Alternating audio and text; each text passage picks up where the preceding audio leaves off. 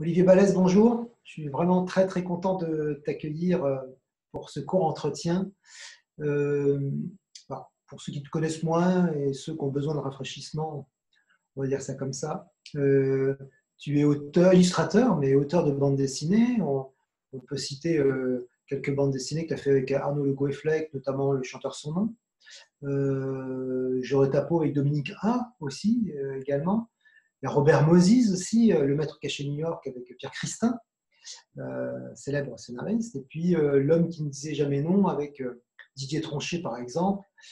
D'autres livres, mais voilà, on va citer ces livres-là dans un premier temps. Puis ma première question est simple, c'est comment tu as vécu cette période de confinement, même de post-confinement.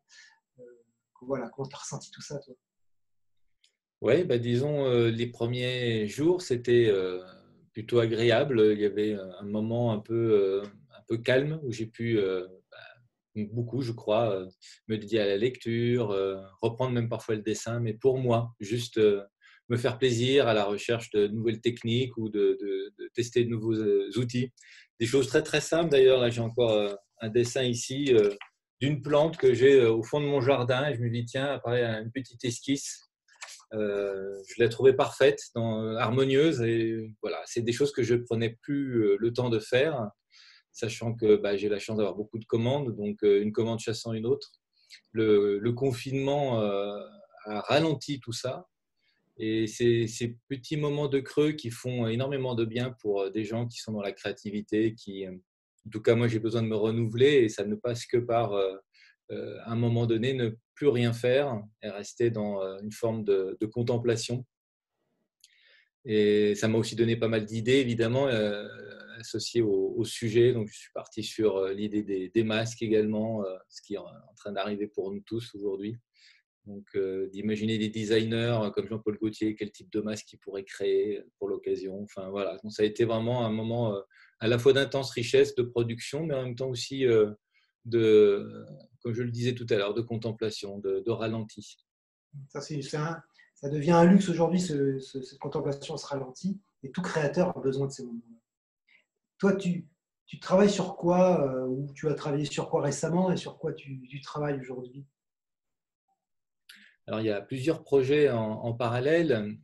J'aurais voulu parler d'abord d'un livre de témoignages de pas mal d'auteurs, lancé par Julie Gore et Jim Jordan, autour du tournage du film qui s'est déroulé à Angoulême. Donc, ça, c'est un des projets dans lequel je me suis inscrit. Ensuite, curieusement, depuis que je suis installé à Angoulême en 2016, j'ai petit à petit arrêté la bande dessinée, qui était une activité très chronophage. Puis parallèlement, je m'épanouis pas mal avec l'illustration, avec beaucoup de commandes de presse. Donc ça, c'est ce qui me fait vivre. Et puis, je pense que ça correspond à mon rythme. C'est quelque chose d'assez rapide. Donc là, par exemple, je suis en train de faire la couverture pour le prochain magazine de La Croix. J'ai fait aussi une illustration pour Le Monde. Là, je peux le montrer peut-être aussi en partageant mon écran. Euh, En fait, non, ça c'est pas du tout ça, évidemment. C'est au moment où on partage que ça marche pas. L'image est très bien. Et je parlerai tout à l'heure de cette autre image aussi que j'avais envie de montrer.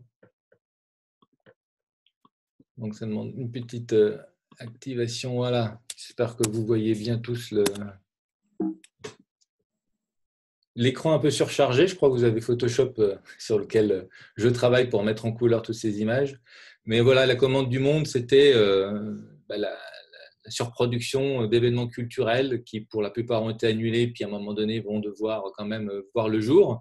Et donc, à quel moment on les place, donc les décalages des films attendus comme Top Gun, Pixar, West Side Story, les grands rendez-vous aussi littéraires.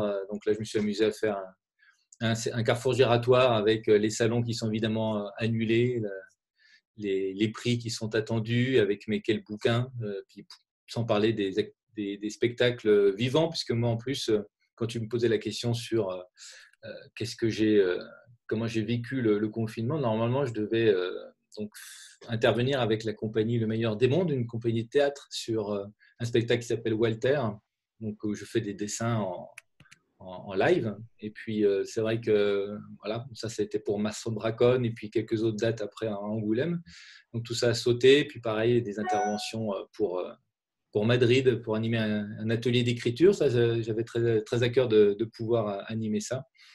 Donc le confinement m'a laissé de la place pour répondre à ces commandes donc pour le monde. Et puis d'autres choses que je fais aussi, pas mal de couvertures de livres. Et là, les deux autres projets qui vont être assez longs et qui commencent à venir, donc c'est le projet de dessin animé, donc ça c'est l'image que j'ai montré tout à l'heure, qui est en fait une proposition d'Alain Gagnol, celui qui a fait Une vie de chat, qui vit plutôt vers Lyon, Valence, et qui m'a gentiment proposé de donner la direction artistique pour une série télé de romans qu'il a réalisé. Donc, bon, on verra si ça va fonctionner. Donc, si je refais mon partage à l'écran pour retrouver l'image, comme on peut le voir, c'est une scène à New York, mais ça commence à Paris et puis on arrive très vite à New York avec une héroïne principale. Donc là, je m'amuse vraiment beaucoup à créer les personnages, créer les ambiances des décors, hein, trouver les lieux principaux. Et Et New puis York, enfin, New York, tu connais en plus avec Robert Moses, ce que tu as fait. voilà, c'est vrai que c'est une ville que j'affectionne particulièrement suite à cette expérience extraordinaire, quoi, quand Pierre Christin m'avait proposé de mettre en image cette bande dessinée, ce roman graphique. En plus, en choisissant à chaque fois des angles de vue de la ville un peu inattendus, moins connus.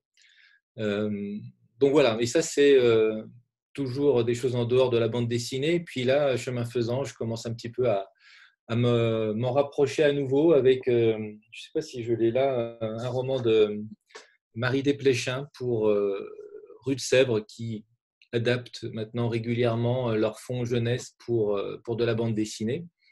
Et je l'ai rencontré, d'abord l'éditrice et puis Marie Desplechin qui était invitée à l'édition du Festival de BD d'Angoulême en janvier dernier. C'est une formidable rencontre, une personne vraiment charmante. Et puis c'est vrai que le courant est bien passé. On avait le même point de vue sur son ouvrage, qui s'appelle Babyface.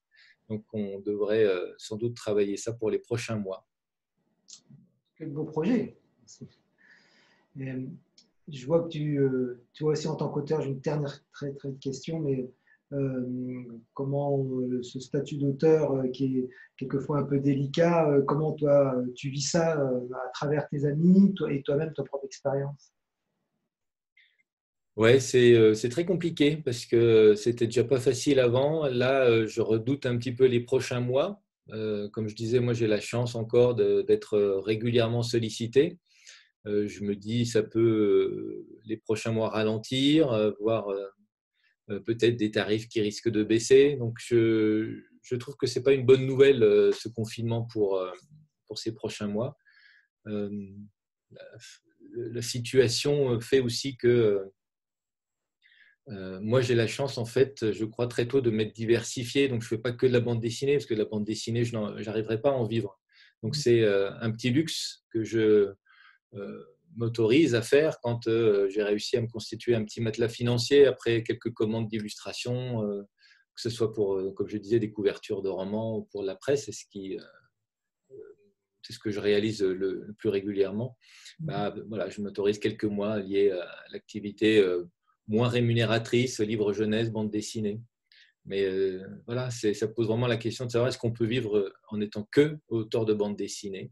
On n'est pas non plus amené. Enfin, moi, j'aime bien aller à la rencontre, donc animé, médiateur culturel, tout ça, pourquoi pas. Mais c'est dur aussi de quitter son atelier. On a besoin d'un rythme. C'est très chronophage, comme je le disais. On a besoin quand même de passer quelques heures sur sa planche à dessin.